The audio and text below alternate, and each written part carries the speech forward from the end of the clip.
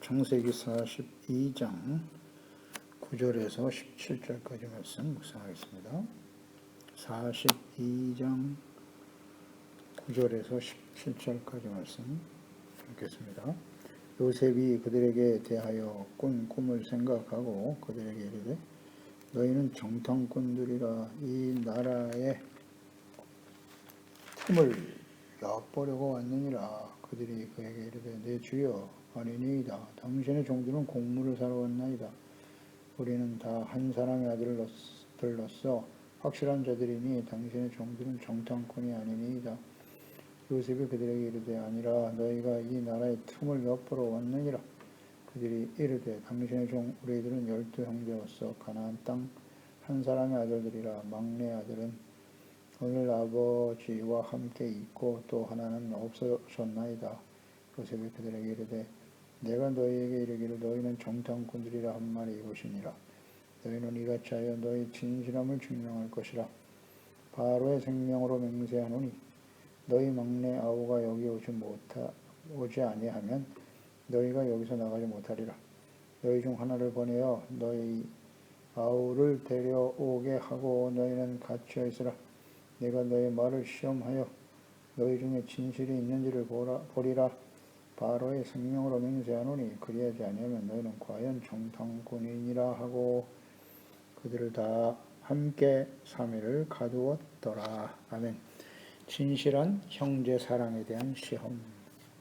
요셉이 꿈을 꾸고 20년 후 애굽의 총리가 되고 흉년의 곡식을 사기 위해 애굽에 내려와 총리인 요셉 앞에서 절하는 형제들. 그들은 요셉을 죽이려 하고 종으로 팔면서 그의 꿈이 어떻게 이루어지는지를 보자라고 말했습니다. 결국 하나님의 때에 하나님께서는 그 꿈을 이루어 주셨고 요셉은 형제들이 아직도 자신의 동생을 미워하는지 형제들을 사랑하고 있는지 시험해 보기를 원했습니다. 그래서 9절에 요셉이 그들에 대하여 꾼 꿈을 생각하고 그들에게 이르되 너희는 정탐꾼들이라 이 나라의 틈을 엿보려고 왔느니라. 요셉은 그 형제들을 알아보았지만 형제들은 요셉을 알아보지 못한 상태고 요셉은 형들이 절하는 것을 보고 과거 하나님께서 자신에게 주신 꿈을 생각했다. 그들에게 대하여 꾼 꿈을 생각하고 이 하나님이 주셨던 20여 년 전에 주셨던 꿈이 진실로 이루어졌도다 생각했을 것이고 또 그 꿈 때문에 형제들이 자기를 시기하고 죽이려고 했고 또 애굽의 종으로 팔았음을 생각했을 것입니다. 꿈과 관련해서 두 가지 생각을 하게 되었을 텐데 요셉은 그 형들을 아주 엄하게 대하면서 너희는 정탐꾼들이다 라고 말했습니다. 당시에 기근이 애굽뿐만 아니라 주변 나라에도 심각한 상태였기 때문에 애굽에 양식이 있다는 소식을 알고 약탈과 침략의 기회를 엿보고 있었기 때문에 당시에 수상한 자나 외국인들이 나타나면 정탐꾼으로 여기고 철저하게 수사하고 검거하던 그런 시기였을 것입니다. 정탐꾼으로 몰리면 죽음에 이를 수 있는 심각한 상태죠.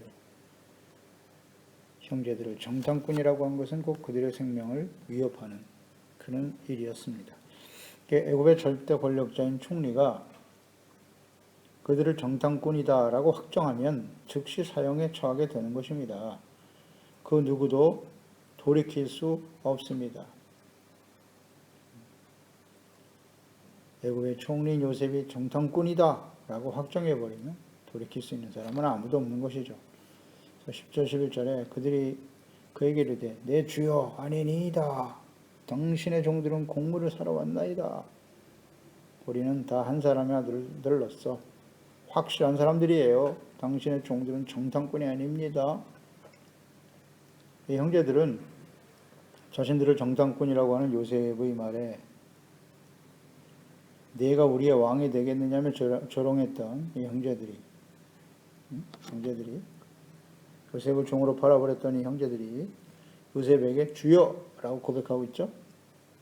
자신들은 당신의 종들입니다. 이렇게 말하고 있네요.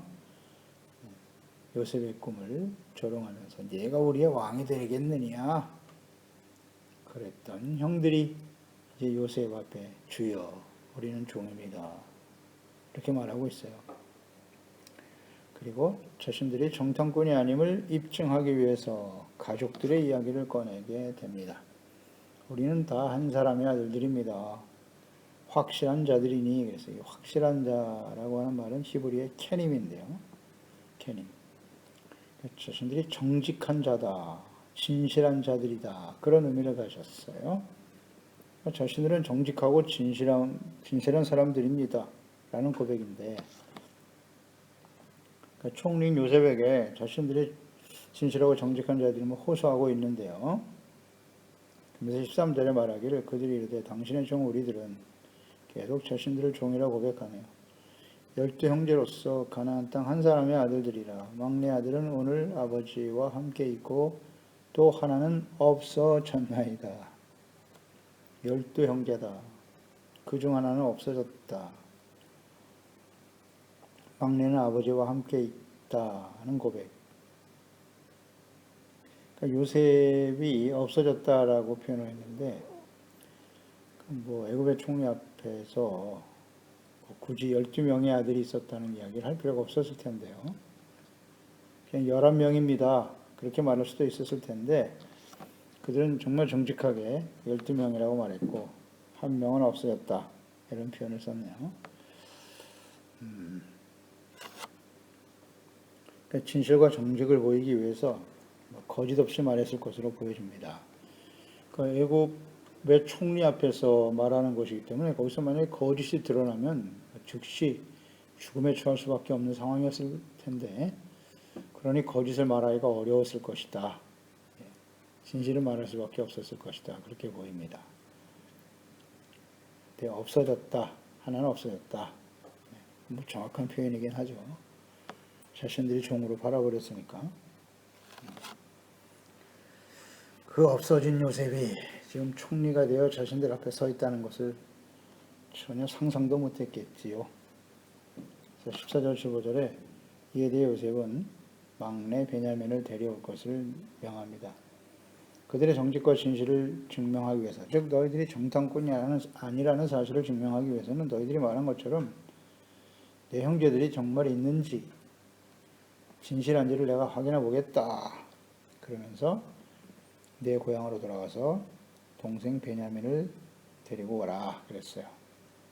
베냐민을 데려와라. 그 형제들의 진실함을 요셉은 이제 알았을 텐데요.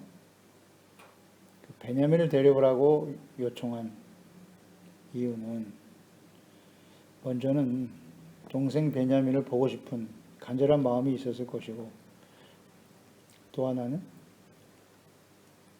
자신을 미워하고 종으로 팔아버렸던 형들이 자신의 친동생 베냐민을 어떻게 대하고 있는지 똑같이 미워하고 시기하고 있지는 않는지 이걸 한번 시험해보고 싶었을 것입니다. 두 가지 의미가 있었을 거예요. 그러니까 요셉이 애굽의 종으로 팔렸을 때 집을 떠나올 때 베냐민이 대략 첫 돌 1살 정도 됐을 때였죠. 갓난아이. 1살의 어린 아이였을 텐데 20년이 지났으니까 청년으로 자란 자신의 동생 베냐민을 보고 싶었을 거예요. 베냐민은 라헬이 낳은 요셉과 베냐민 유일한 자신의 친동생이죠. 보고 싶은 마음이 분명히 있었을 거예요. 또 이 형제들이 자신과 같이 베냐민을 미워하지는 않았을까? 그러니까 요셉이 어머니 라헬을 사랑했기 때문에 요셉 자신의 아버지로부터 사랑을 받았고 자신이 없어짐으로 베냐민도 아버지의 사랑을 독차지했을 것이 분명한데 그 베냐민에 대해서는 어떤 태도를 가지고 있는지를 보고 싶었던 거죠. 이 요셉이요. 그래서 15절에 너희는 이같이 하여 너의 진실함을 증명하라. 바로의 생명으로 맹세하노니. 야, 바로의 생명을 걸고 맹세하니까 이거 온전히 이루지 못하면 그냥 사망입니다. 막내 아우가 여기 오지 아니하면 너희가 여기서 나가지 못하리라. 네. 자신들의 말이 진실함을 증명하기 위해서 베냐민을 데려오지 못하면 죽는다. 그런 상황이네요. 그러니까 요셉은 결코 자신을 미워하고 팔아넘긴 그 형제들에 대해서 뭐 복수하려고 하는 의도가 전혀 아니죠. 형제들이 자신의 동생 베냐민을 어떻게 대하는지 이것을 확인하려겠던 것이죠. 형제 우애, 형제를 사랑하는가, 형제 우애에 대한 시험이다. 굉장히 중요한 부분입니다. 형제 사랑, 형제 우애.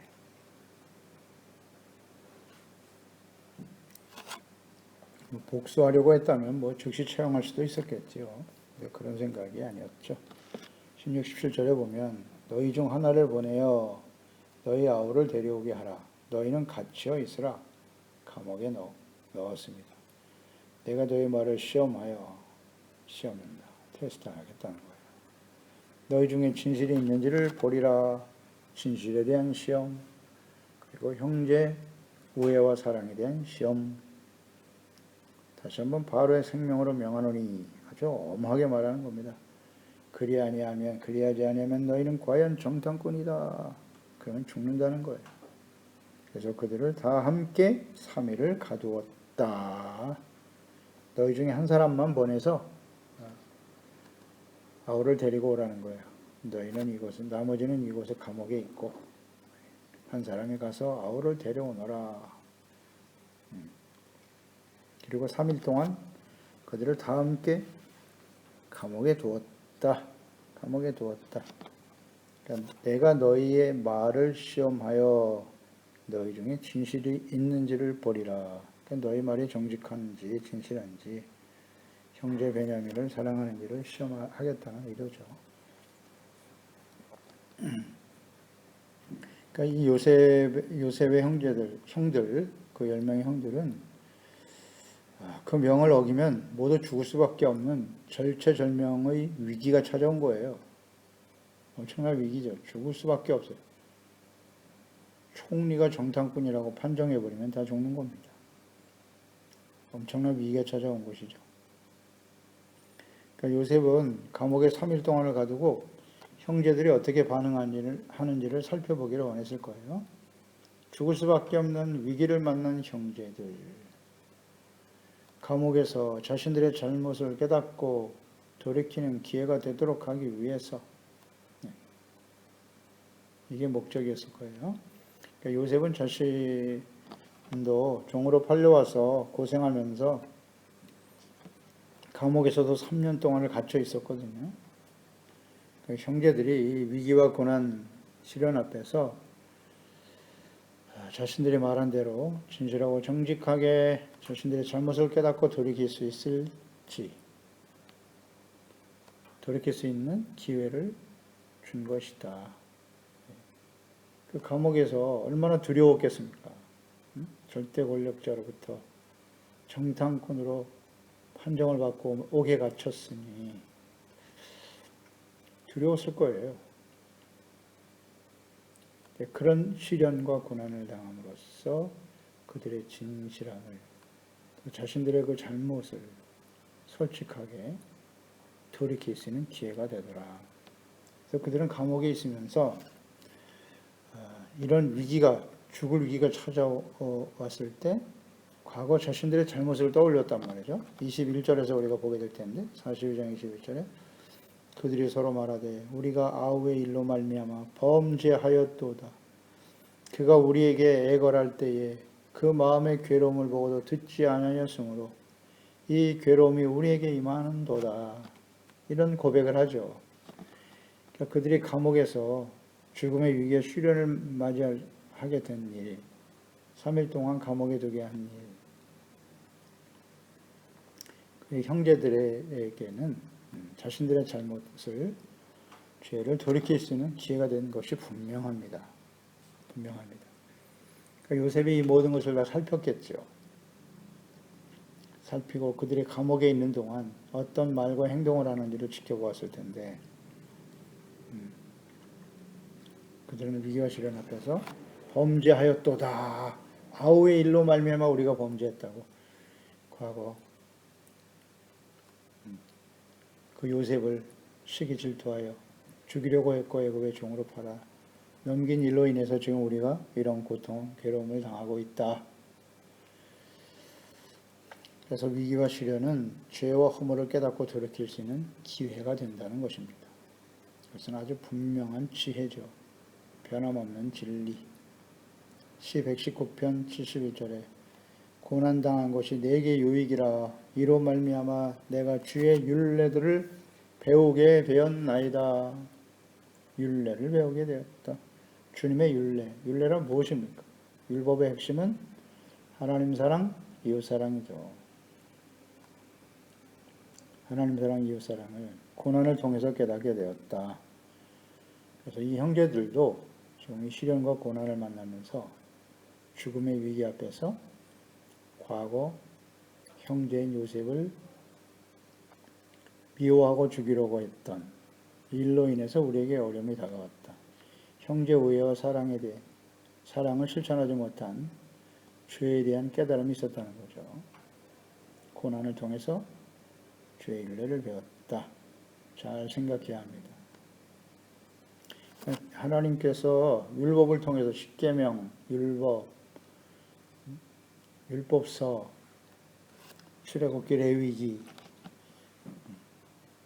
민수기, 신명기에 말씀하신 이 율례는 산상수훈으로 이어지지 않습니까? 예수님께서 천지가 다 없어져도 율법의 1.1핵은 결코 떨어지지 않는다.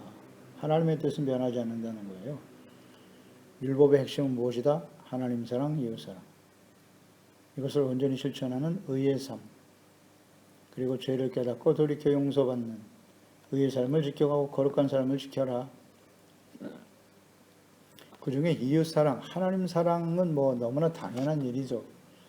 하나님의 자녀와 백성으로서 하나님을 사랑하는 일은 너무나 당연한 일인데, 이웃 사랑이 곧 하나님의 사랑과 연결되어 있다는 사실을 우리는 절대 간과해서는 안 돼요. 하나님 사랑의 구체적인 실천이 뭐다? 형제와 이웃 사랑이다. 이웃 사랑. 5계명에서부터 10계명. 부모를 공경하고 살인하지 말라 그랬잖아요. 살인이란 곧 형제를 미워하고 욕하는 것이다. 무시하고 욕하고 미워하는 것이 살인이라고 예수께서 말씀하셨죠. 그러니까 지금 이 형제들은, 요셉의 형제들은 요셉을 죽이려 했고 종으로 팔아넘겼고 미워했어요. 살인자들이에요, 어떤 면에서. 그러니까 이런 시련과 위기를 통해서 형제에 대한 자신들의 범죄를 생각하고 돌이키는 기회가 되더라. 그래서 주의 율례, 이웃 사랑, 하나님 사랑, 이웃과 관련해서 우리는 시련과 위기를 만날 때마다 그렇게 뭐 복잡한 죄를 떠올리려고 하지 말고, 분명히 돌이켜야 된다는 사실은 알지만 내가 구체적으로 어떤 잘못을 하고 있는가 복잡하게 생각할 거 없어요. 형제와 이웃 사랑에 대한 실천을 내가 하고 있는지. 요한 1서 4장 20절 21절 말씀입니다. 누구든지 하나님을 사랑하노라 하고 그 형제를 미워하면 이는 거짓말하는 자니 보는 바 그 형제를 사랑하지 아니하는 자는 보지 못하는 바 하나님을 사랑할 수 없느니라. 우리가 이 계명을 주께 받았나니 하나님을 사랑하는 자는 또한 그 형제를 사랑할지니라. 아멘. 계명이 무엇이냐? 하나님 사랑, 형제 이웃 사랑. 이 하나님을 사랑한다고 하면서 형제를 미워하는 것은 거짓말하는 자다. 스스로 속이는 자고 하나님을 거짓말하는 자가 되게 하는 것입니다. 잘 우리는 묵상해야 됩니다. 베드로후서 1장. 천국에 이르는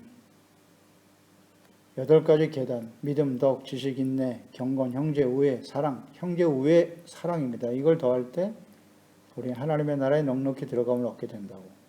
이것을 공급하기 위해서 더욱 힘써야 된다고 말씀하고 있습니다. 형제 사랑은 우리가 하나님을 사랑하는 구체적 실천이에요. 구체적 실천입니다. 그래서 지금 이 요셉은 그 형들을 엄하게 대하며 감옥에 집어넣어서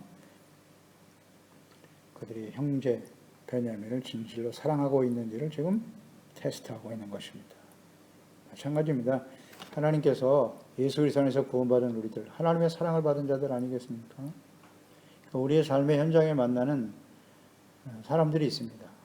남편, 아내로 만나고, 부모와 자식으로 만나고, 또 우리 형제들, 교회 안의 지체들로 만나게 하시는데, 그들을 만나게 하실 때 다 나를 사랑하고 나를 좋아해주고 그런 사람만 있는 곳은 아니에요. 때로는 직장 동료로 만나기도 하고 말이죠. 좋은 사람만 만나는 게 아니에요. 우리를 너무 힘들게 하고 고통스럽게 하는 사람도 있습니다. 이런 사람들을 만날 때 우리는 어떻게 해야 한다? 형제 사랑, 이웃 사랑의 구체적 실천, 이곳이 곧 하나님을 사랑하는 일임을 생각해야 합니다.